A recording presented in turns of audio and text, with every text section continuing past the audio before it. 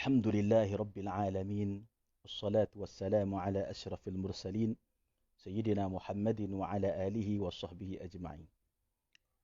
Betul, saya nak 2 orang je tapi dah puluh ribu dah ni. Pertama sekali kita tahmidkan kepada Allah Subhanahu wa Ta'ala kerana Allah Ta'ala yang Tuhan sekalian alam tidak menyerupai mana-mana makhluknya, adanya tanpa bertempat dan tanpa berarah, yang menentukan segala perkara yang berlaku di dunia ini. Semuanya ada hikmah dia. Okey. Salawat dan salam ke atas Nabi Muhammad sallallahu alaihi wasallam dan juga ahli keluarga serta para sahabat serta mereka yang mengikutnya. InsyaAllah video ni rekod apa, tunjuk emoji apa, tak ada masalah. Saya alu-alukan, dipersilakan. Okey. Kita nak bicara pertama sekali iaitu berkaitan dengan teguran. Mana-mana pendakwah termasuk saya. Ini nombor 1 ya. Berkaitan dengan teguran.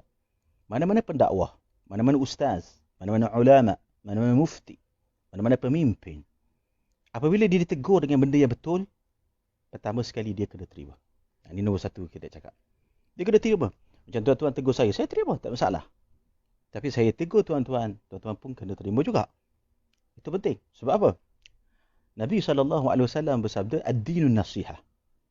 Agama ini adalah nasihat. So, nasihat menasihati. Ada orang nasihat saya, alhamdulillah saya terima, tak ada masalah. Okay? Ini kerana kalau kita famous, kita rasa diri kita hebat, kita rasa diri kita bagus, kita rasa diri kita telah disambut ramai, kadang-kadang Allah Ta'ala hantar seseorang untuk uji. Betul tak? Ini saya dah mengalami. Allah Ta'ala hantar seseorang untuk uji kita. So kita ni yang diuji oleh Allah Azza wa Jalla, yang famous, yang terkenal macam saya, tak ada lawak je. Bila kita diuji oleh Allah Azza wa Jalla, kita lihat kembali kepada Al-Quranul Karim. Kita lihat kepada hadis Nabi SAW. Kita lihat kembali kepada sirah Rasulullah SAW. Itu yang paling penting sekali. Itu dia. Bila kita dikritik, bila kita ditegur, bila kita diberi nasihat, maka pertama sekali kita kena ambil iktibar benda itu baik. Itu yang pertama sekali. Semua sekali orang kena rasa benda tu. Tak kira engkau famous macam mana ke, engkau ilmu tak ada tapi famous ke, siapa pun kau, kafirkan mak ayah ke, ataupun apa keadaan kau, maka kita kena terima teguran. Saya nak bawa kisah lah. Saya kali ni, kita nak bawa kisah-kisah yang sahih yang berlaku. Ketika mana saya di bumi Istanbul di Turki, saya mengkaji tentang beberapa orang sultan yang hebat dalam sejarah. Antaranya Sultan Abdul Hamid.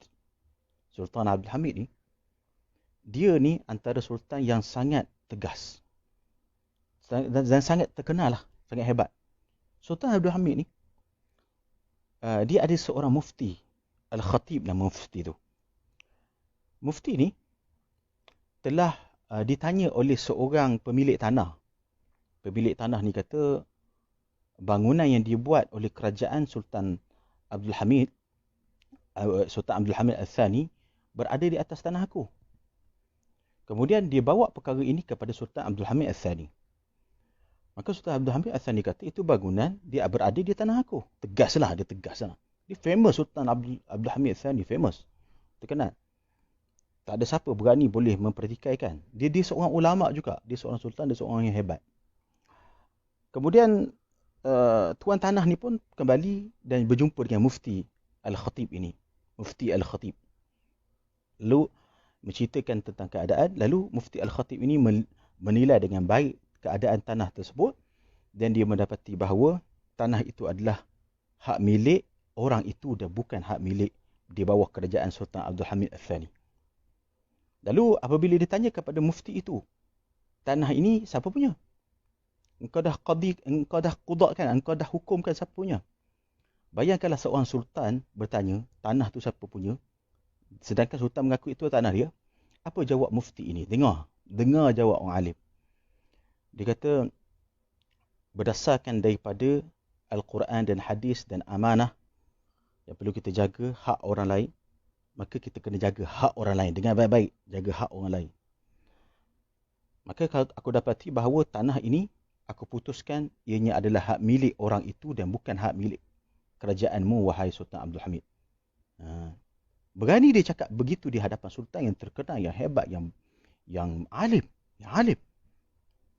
Maka kita tengok jawapan Sultan Abdul Hamid Al-Thani. Dengar baik-baik. Kata Sultan Abdul Hamid Al-Thani, Alhamdulillahilladzi awjada fi ra'iyati man yunqidhuni idza ghafiltu. Alhamdulillah, ada juga orang yang di bawah aku yang mana dia ingatkan aku bila aku tersilap. Tu dia. Dengar baik-baik. Kata Sultan Abdul Hamid, Alhamdulillah ada orang di bawah aku, yang bawah kepimpinan aku, dia ingatkan aku bila aku tersilap. Ini penting. Mana-mana pendakwah, kalau dia tersilap, mengaibkan orang dan sebagainya, apabila dia tegur, terima. Jangan belagak sombong. Jangan belagak sombong. Itu dia. Itu yang pertama saya kata. Apabila ilmuwan-ilmuwan, pendakwah, ustaz-ustaz ditegur, maka terimalah. Itu cara dia yang pertama. Keduanya, saya ingin bercakap tentang beberapa cara-cara dakwah yang sepatutnya diubah. Ini teguran. Itu antaranya, kadang-kadang dalam kita berceramah ni, kita mengada-adakan cerita. Kita mengada-adakan kisah. Kita membuat-buatkan cerita, kadang-kadang berkaitan dengan kita supaya orang tak tahu, dan kita letakkan dengan campur aduk yang kurang benar. Ataupun yang kurang, walaupun mungkin benar, tapi tak sepatutnya. Contohnya, dalam ayat yang saya baca tadi tentang ibu bapa. Jika kita lihat Nabi SAW, Rasulullah SAW sangat menghormati kedua ibu bapanya.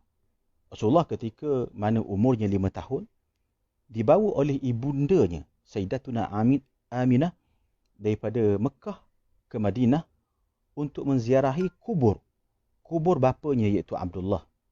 Apabila sampai ke kubur bapanya itu, Rasulullah menangis, teresak-esak kerana sedih bapanya sudah pergi.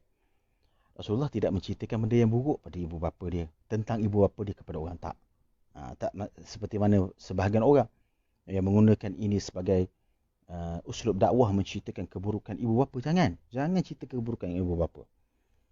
Kemudian bila mana dalam waktu pulang daripada Madinah ke Mekah, Rasulullah SAW bersama dengan khadam ibu Rasulullah, iaitu Aminah, ada seorang khadam, Ummu Aiman, 3 orang.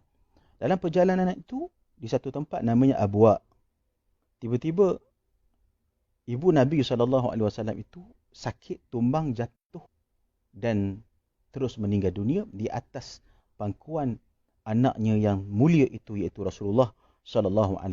Ketika itu umur Rasulullah 5 tahun. 5 tahun umur Rasulullah ketika itu, 5 tahun. Subhanallah. Waktu umur 5 tahun itu Rasulullah menangis. Tadi baru tengok kubur ayahnya, kemudian dia tengok pula ibunya mati, wafat di hadapan dia. Subhanallah. Wafat ibu dia di hadapan dia. Maka bila meninggal ibu Rasulullah ni di hadapan Rasulullah SAW menangis teresak-esak. Dan tahu tak siapakah yang menguruskan jenazah ibunya? Iaitu Rasulullah SAW sendiri ketika mana umurnya 5 tahun. Lalu dikebumikan ibu baginda alaihi salatu wassalam di satu tempat namanya Abwa, antara kota Mekah dan Madinah, jauh lebih kurang satu jam perjalanan kereta waktu sekarang lah. Okey, apa yang saya nak ceritakan bahawa apabila Rasulullah SAW besar, Rasulullah tidak menceritakan keburukan ibu dan bapa dia. Allahu Akbar. Rasulullah mengajar kita jangan jadikan ibu dan bapa kita ini sebagai alat untuk kita menjual lidah, menjual air liur kita, menjual diri kita untuk mendapat bayaran-bayaran yang tinggi dalam ceramah, untuk mendapat allowance yang tinggi di dalam ceramah, dengan kita memperendahkan ibu dan bapa kita. Itu ibu kita, itu bapa kita. Kenapa kita nak cerita benda-benda yang buruk tentang keadaan ibu dan keadaan bapa kita? Kenapa? Nabi SAW tidak pernah menceritakan tentang keburukan ibu baginda dan juga tentang keburukan bapa baginda sama ada didengari daripada orang lain ataupun sebagainya. Jadi begitu juga kita lihat daripada sejarah-sejarah para sahabat Nabi alaihi salatu wassalam, mereka ini tidak pernah menceritakan keburukan ibu bapa mereka. Walaupun kadang-kadang itu ada di kalangan para sahabat, ibu dan bapa mereka ini kafir, bahkan menentang Islam. Tetapi tidak dijadikan sebagai kisah untuk dia sentiasa memburuk-burukkan ibu dan bapa kita. Jadi tuan-tuan, apa yang saya nak sebut yang kedua, janganlah kita jadikan modal untuk kita berbicara tentang dakwah dan sebagainya, sehingga kita memburukkan ibu dan bapa kita. Walaupun sejarah dia ada sejarah hitam, cuba kita tutup aib mereka. Sebab Allah Ta'ala dengan baik-baik akan buka aib kita. Bila kita menceritakan keburukan ibu, bila kita menceritakan keburukan bapa kita, kepada orang ramai dijadikan modal untuk ceramah, jadikan modal untuk bayar air liur mungkin 100,000, 200,000 mungkin. Yang marah. Maka kita telah membuka aib ibu dan bapa kita. Kadang-kadang ada orang kata ibu dia kafir, ayah dia kafir, tak kenal Allah, macam-macam itu dan ini. Ini apa ni? Adakah ini perkara yang dibolehkan di dalam Islam? Kita menceritakan keburukan kedua ibu bapa kita. Bertaubatlah kamu kepada Allah Azza wa Jalla. Kenapa nak cerita tentang keburukan ibu? Kenapa nak cerita tentang keburukan bapa kita? Bapa kita ini, bapa kita itu, ibu kita ini, ibu kita itu. Jangan.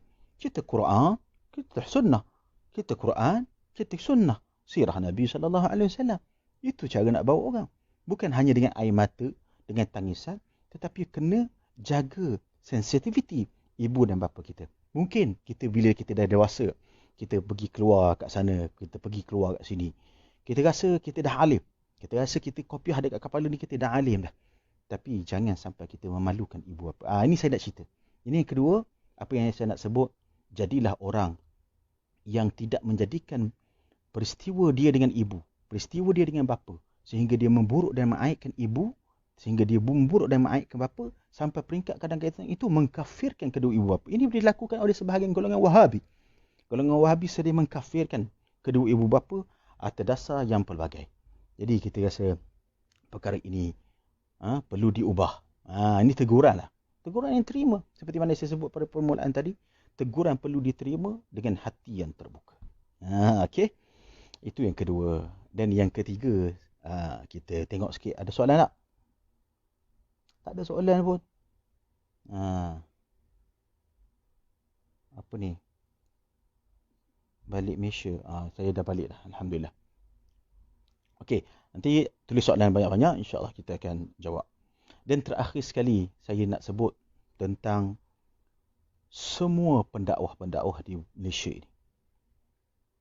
Semua sekali. Sama ada apa-apa aliran sekalipun.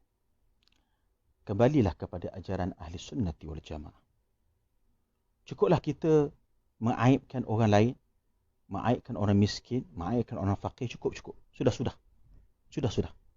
Ini dah jadi isu dah ni.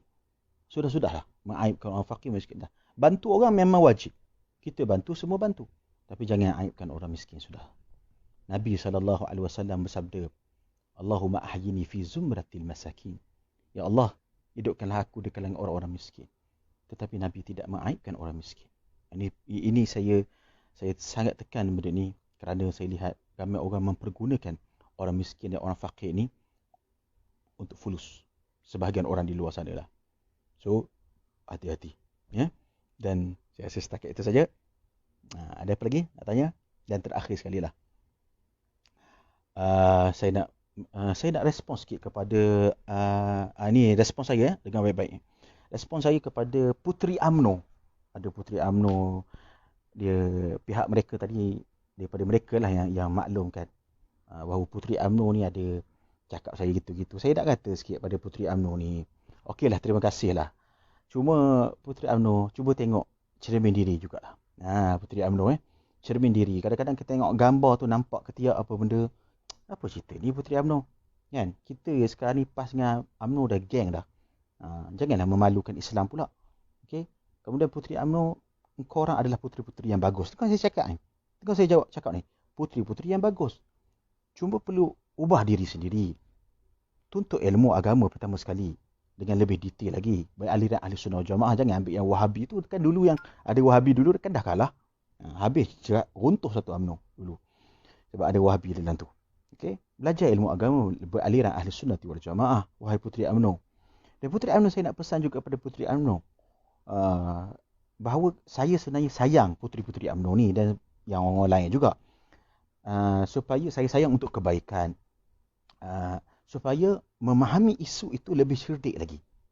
Lebih pantas. Jangan hilangkan benda yang dalam kepala ni. Menggunakan akal kita yang salim. Itu cara dia. Jangan kita terus kritik-kritik dan sebagainya. Jaga sikit aib orang miskin dan fakir tu. Kadang-kadang ada di sebahagian mereka itu yang mengaibkan orang fakir miskin. Itu yang kita tak nak. Ini yang kita tolak. Kemudian kepada puteri UMNO juga, awasi fahaman-fahaman yang tanpa ilmu ni. Ajaran Syiah, Wahabi, liberal, pluralism dan sebagainya. Okay? Itu kata-kata saya kepada puteri UMNO. Sebab ada daripada pihak mereka ada maklumkan tentang statement mereka pada saya. Jadi saya respon lah. Saya baiklah, saya kata terima kasih banyak-banyak. Okay? Alhamdulillah, setan masalah. Kita makan kacang tu. Tak ada soalan pun ni. Ramai yang tengok ni. Main isyak ke? Alhamdulillah. Kalau tak main isyak, jangan lupa main isyak tau. Yang duduk kat sini, kerja tekan. Netizen ni memang bagus tu lah.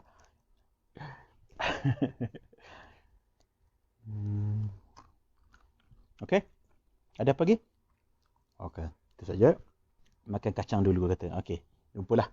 Jadi jangan lupa, kekalkan dalam akidah ahli sunnah wal jamaah, al-asyairah al-maturidiyah, percaya bahawa Allah Ta'ala tidak menyerupai makhluknya, bukan di langit, bukan di atas arasy, bukan di mana-mana, adanya tanpa bertempat dan tanpa berarah. Dan hati-hati dalam ceramah kita, jangan burukkan, dengar, jangan burukkan ibu dan bapa kita